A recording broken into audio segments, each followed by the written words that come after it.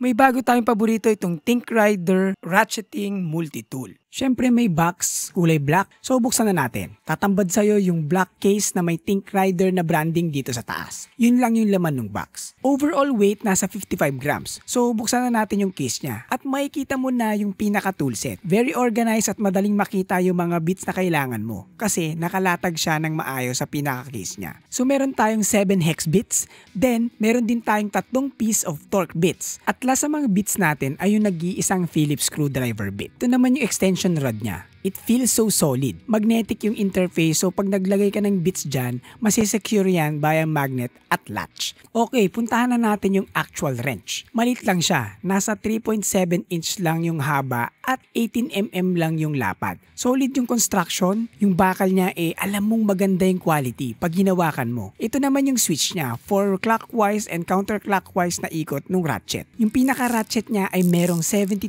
tooth. Marinig nyo naman sa sobrang pino ng tunog niya. Ginamit ko sa mga bolts, nagawa naman niya yung mga trabaho niya as a multi-tool. At sobrang satisfying pag ginagamit mo siya. Kaya naman niya yung mga medyo high torque na bolts like yung true axle. Nagamit ko naman. So if you want this tool, available lang link dyan sa comment section or sa description. Less than 500 lang yan. Magandang pambaon sa ride or panggamit sa pagkukumpuni.